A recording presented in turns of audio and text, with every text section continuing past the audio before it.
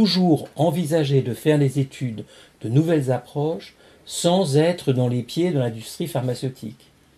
Alors parfois, c'est plus attrayant de faire un essai avec un nouveau médicament, parce que c'est plus attirant, parce que c'est plus sexy, comme disent les docteurs, mais l'important, c'est de voir comment est-ce qu'on avance. Et il n'y a pas d'objection à avancer avec des nouvelles approches. Tout à l'heure, Laurent Schwartz insistait sur le fait qu'on pouvait combiner plusieurs approches. Oui. C'est un peu la même chose que ce que vous avez dit. Oui. Alors la question que je me pose, c'est la suivante. Est-ce que finalement, tous les moyens pour avoir des essais cliniques de phase 3, c'est-à-dire en fait généralisés, etc., et crédibles, ne sont pas entre les mains du cancérologue que vous êtes, tous ces essais cliniques de phase 3, parce que c'est vous qui donnez le feu vert final en disant « bah d'accord, vous pouvez prendre mes malades et vous pouvez leur administrer », alors qu'au fond le chercheur, ou bien le biologiste, ou bien, qui est dans une phase de recherche, n'a pas les moyens de poursuivre ses essais cliniques et qu'il a besoin de l'accord de l'institution. C'est me donner beaucoup de pouvoir que de proposer que j'ai entre les mains les moyens de dire oui ou non à un essai thérapeutique. Le processus tel qu'il existe aujourd'hui en France et en Europe pour la mise en place d'essais thérapeutiques est un processus long et complexe et qui est coûteux et qui prend du temps parce que il faut, une fois qu'on a l'idée de faire un essai, il faut non seulement convaincre les gens avec qui on va travailler pour faire cet essai que la question qu'on veut poser mérite d'être posée, et puis après, si cette question mérite de mettre sur la table un certain nombre de milliers de dollars, ou d'euros tout simplement, ou de livres, on a les moyens de les chercher. Bon, j'ai vécu quelque chose de ce genre-là lorsque, dans le début des années 2000, nous avons mis en place en Europe un essai thérapeutique pour tester l'approche avec un anticorps monoclonal dirigé contre un cancer de l'enfant qui s'appelle une neuroblastome, qui est un cancer lorsque la forme est grave, la guérison n'est pas au bout du chemin dans la majorité des cas. Lorsqu'on a fait ce travail, nous n'avions pas l'anticorps. Nous avons trouvé le moyen d'avoir l'anticorps, de le faire produire avec des bonnes pratiques de manufacture clinique, avec une approche académique.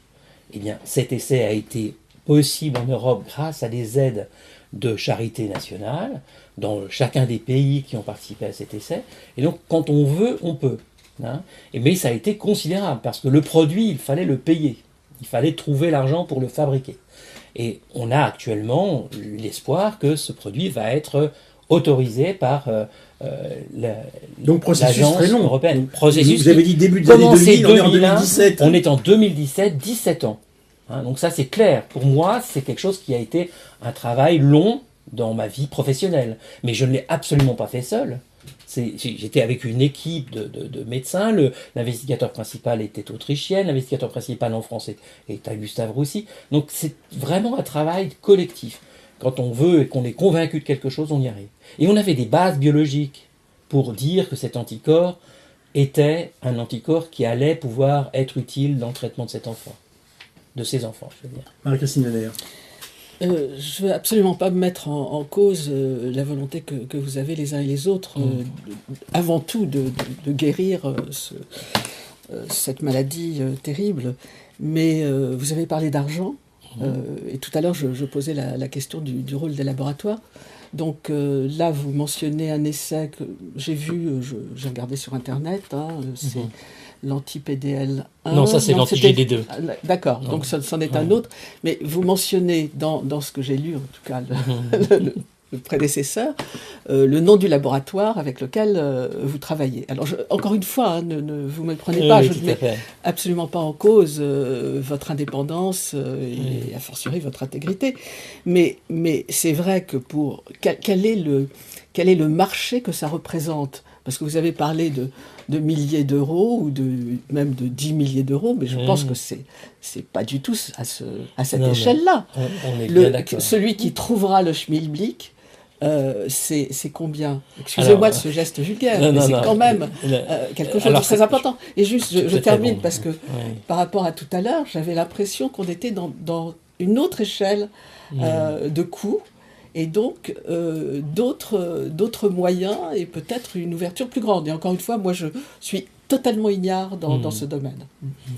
Si on parle des essais cliniques qui sont faits sur les molécules, en particulier les anticorps monoclonaux, ce que j'en sais, c'est effectivement que, d'une part, ça représente des marchés énormes derrière, en termes Combien c'est de l'ordre de milliards. Milliards d'euros, voilà, milliards de dollars. D'accord. De dollars. Ce sont des marchés énormes. Mais il faut voir aussi que ces essais sont pas du tout simples, en fait, à mettre en place. Il faut savoir que dans les coûts, alors je ne suis pas non plus un spécialiste des essais cliniques, mais une grosse partie des coûts sont dans la réalisation des essais cliniques proprement dit. La partie amont, c'est-à-dire le développement préclinique des molécules, par exemple dans le cas d'un anticorps monoclonal, le fait de rationaliser la structure de la protéine, de l'améliorer, de la fignoler, si je peux dire, ça représente déjà beaucoup d'argent, mais c'est pas du tout, mais c'est pas la majeure partie du coût.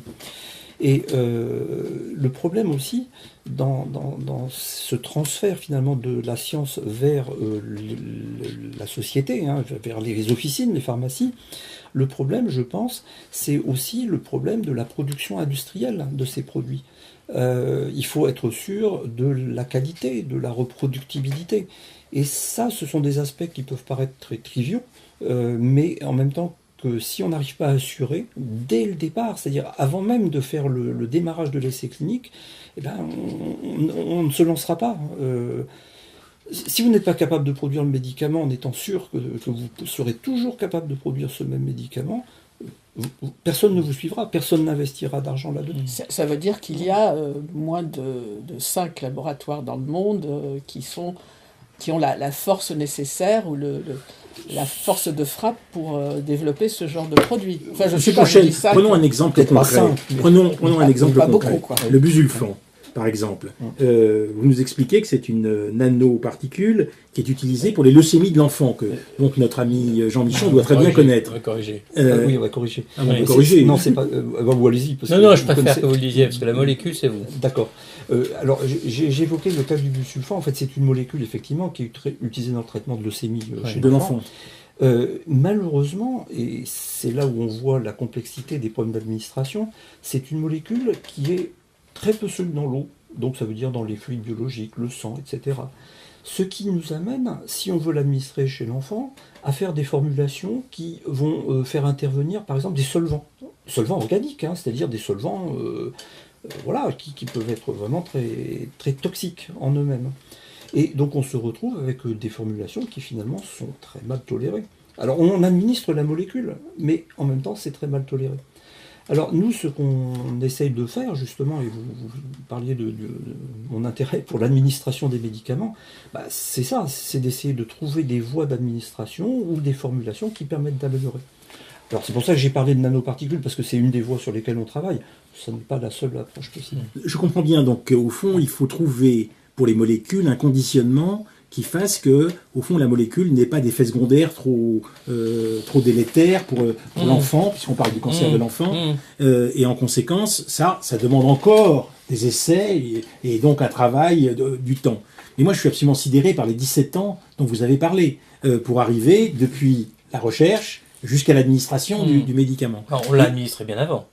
Ah, vous avez dans le cas de l'essai. Dans le cas de l'essai, oui, d'accord. Oui. Il fallait être dans l'essai. L'enfant qui n'était pas dans l'essai, il ne l'avait pas. Non, mais ça, c'est que tous les enfants pouvaient être dans l'essai. Il y avait très très peu de patients qui n'étaient pas dans l'essai pour cet anticorps.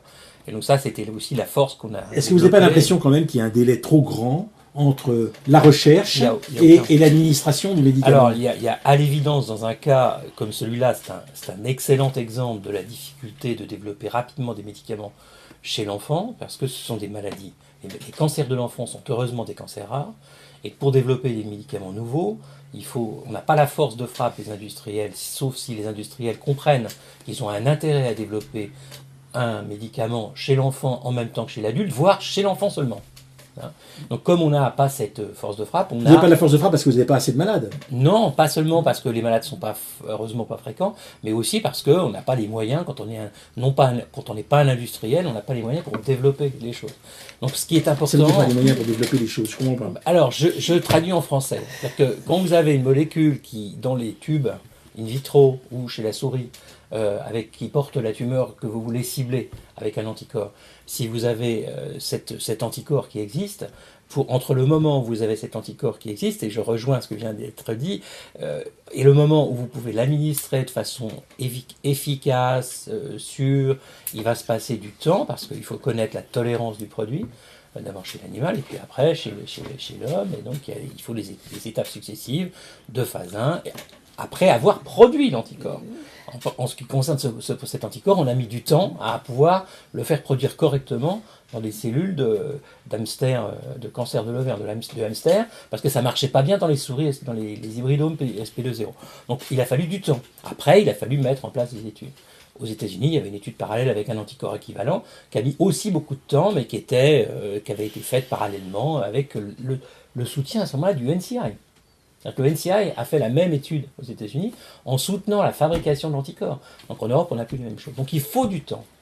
Mais il faut du temps, un soutien institutionnel de l'État. Institutionnel de l'État, et donc un intérêt pour que mettre ce qu'il faut quand c'est un produit de médicament, mettre sur la table pour le traiter, le tester chez l'enfant qui a un cancer, il faut qu'il y ait un sens. Alors actuellement, 80% des enfants qui ont un cancer guérissent de leur cancer. Donc il faut arriver à développer des produits nouveaux dans des situations où on sait que la maladie est à grand risque de ne pas guérir. Et c'est tout le travail que font mes collègues au niveau européen et au niveau nord-américain, que de tirer des produits de l'industrie pharmaceutique pour les tester très précocement. Donc tout à l'heure, vous avez parlé de l'anti-PDL1. Effectivement, je suis investigateur d'un des essais de l'anti-PDL1 parce que il fallait que nous puissions évaluer l'efficacité de l'anti-PDL1, donc le même anticorps, dans un nombre réduit de patients, hein, qui avaient des maladies très très particulières. Donc on a eu un essai qui a été ouvert, il est disponible sur clinicaltrial.gov, donc sur ces essais, il y a les investigateurs, et on aura les résultats dans l'année de l'efficacité ou pas dans certaines maladies, et ça s'est fait combien d'années? Ça s'est fait 3 ou 4 années après que cet anticorps ait déjà été développé dans des indications de cancer de l'adulte. Donc on a déjà 3-4 ans de retard. Donc si ça a un intérêt, on aura 4 ans de retard par rapport à l'intérêt que ça peut avoir pour les pathologies pédiatriques, quand c'est pas 8 ans, etc. Donc là, c'est une vraie question. Les règles, parce que j'y connais rien, hein, c'est peut-être connexe, hein, mais les règles en matière d'AMM, d'autorisation de mise sur le marché en France, sont pas trop contraignantes par rapport à l'urgence de trouver quelque chose. Alors, parce qu'on le met souvent en avant, ça. Ce qu'a dit Antoine tout à l'heure sur le fait que si on avait une plus grande pression de la part des associations de patients pour faire avancer les traitements innovants en cancérologie, quel que soit le type de cancer, il n'est pas impossible qu'il y aurait peut-être un petit peu plus de mouvement. N'empêche qu'on a la vie dans laquelle on est, on a le monde dans lequel on est, et je ne vois pas de pays où ça se soit développé d'une telle manière, plus vite, comme au temps du sida. Je pense que l'histoire